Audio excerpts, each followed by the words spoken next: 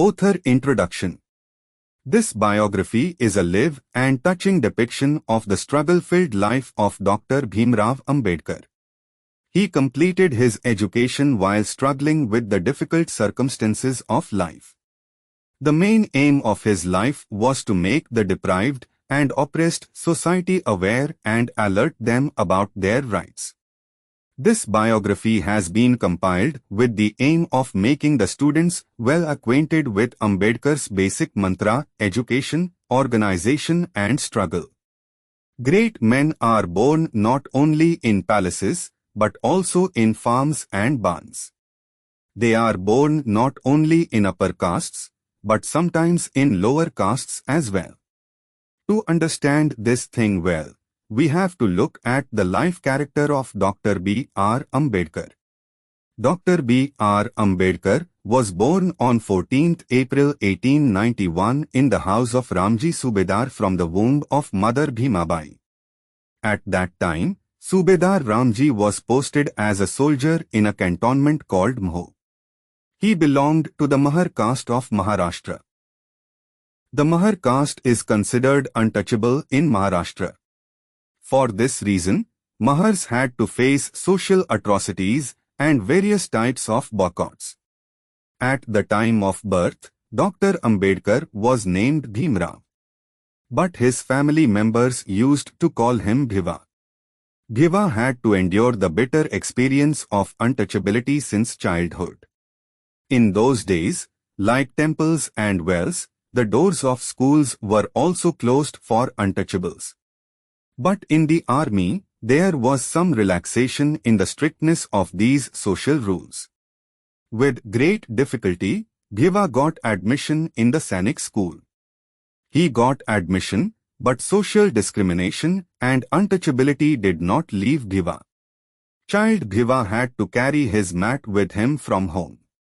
In school, he was forbidden to sit with other students inside the classroom.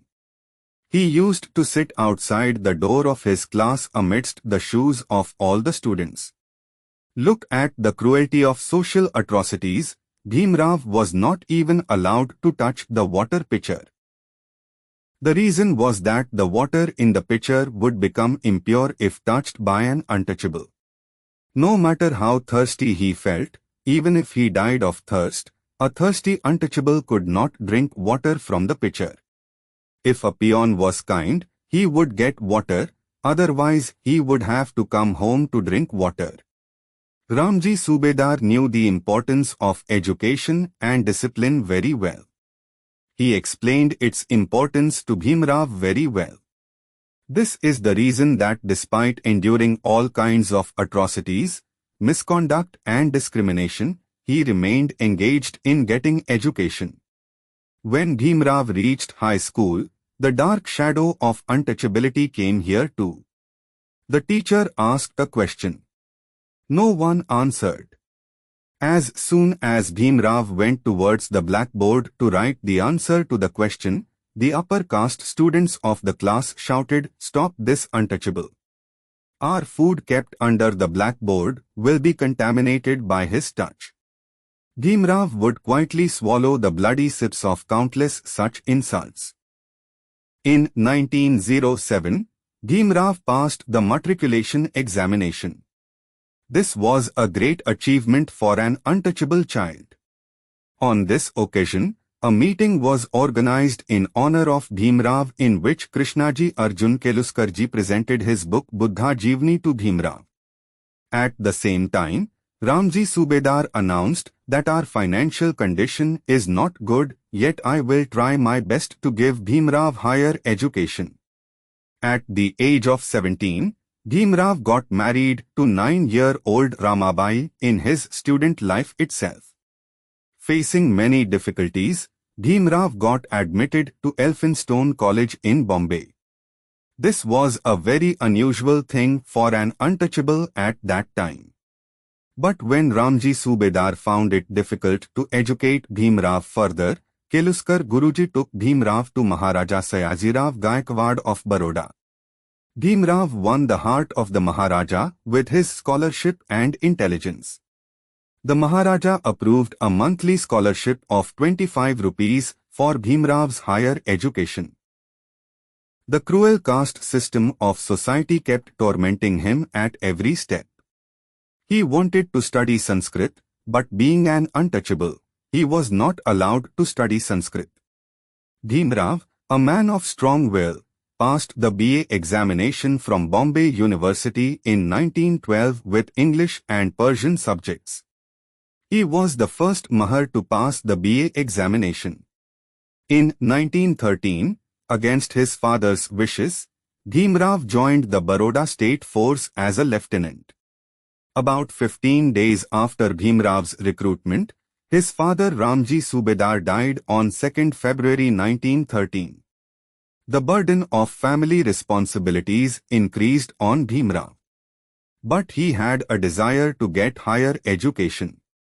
During this time, Bhimrav was selected under the scheme of sending meritorious students abroad for higher education by the Baroda state. In exchange for getting education in America, Bhimrav had to sign an affidavit according to which he had to serve in the Baroda state after getting education. At the end of July 1913, Bhimrav Ambedkar went to New York, America, and got admission in Columbia University. At that time, it was beyond imagination for an untouchable youth to go abroad and get education. After going to America, Bhimrav Ambedkar found a free and open environment where there was no caste bondage of any kind and neither caste-based discrimination. Bhimrav was very interested in studies. The liberal, loving and equal behavior in America inspired him to get higher education even though he had to stay hungry and thirsty due to lack of money. He used to study for 18 hours a day, staying away from alcohol, cigarettes, etc. During this time, his eyesight became weak and he had to wear glasses. In America, he studied subjects like political science, moral philosophy, anthropology, social science, economics, etc. In 1915, he got his MA and in 1916, he got his PhD degree. Now he became Dr. Bhimrav Ambedkar from Bhimrav Ambedkar. In 1916 itself, Dr. Ambedkar reached London to get more education. The professors in London allowed him to prepare for Doctorate of Science, DAC. He immediately started his research work. Meanwhile, the Diwan of Baroda wrote him a letter that the scholarship period had ended. Therefore, return immediately and serve the Baroda state for 10 years as per the conditions of the affidavit. Dr. Ambedkar had to leave his studies midway. Before leaving for India, he took permission from the university that he could complete his incomplete studies by October 1921. Dr. Ambedkar reached Bombay on 21 August 1917. As per the condition of the Baroda state, Dr. Ambedkar started working as the military secretary. But in the city of Baroda of such a generous Maharaja, the world's greatest scholar could not find a house to live in due to the evil feeling of untouchability. He changed his name and started living in a Parsi dharmashala. But when the Parsis came to know about his caste, they also insulted Dr. Ambedkar and drove him away. How strong must have been the heart of Dr. Ambedkar, that despite suffering so much oppression, he kept moving forward on the path of progress. Dr. Ambedkar has written somewhere, even after so many years have passed, tears well up in my eyes when I remember the mistreatment meted out to me at Parsi Sare. On the basis of his ability and his firm resolve to progress rapidly on the path of progress in life, Dr. Ambedkar was appointed as a professor at Sydenham College, Mumbai in 1918 at a monthly salary of 450 rupees. He took up this job to save some money from his salary and go to London to complete his incomplete studies. Even in Sydenham College, the upper castes with casteist mentality did not stop harassing him. The atrocities on the basis of caste sometimes forced Dr. Ambedkar to think that we should take up the gun to eradicate this injustice. But blessed is Dr. Ambedkar. He decided to eradicate the sufferings of his society in a non-violent way and not by sword or gun. Now he took up the task of removing the pain of the society, which was suffering for centuries, not for himself or his wife and children. He started making the deprived and suffering society aware.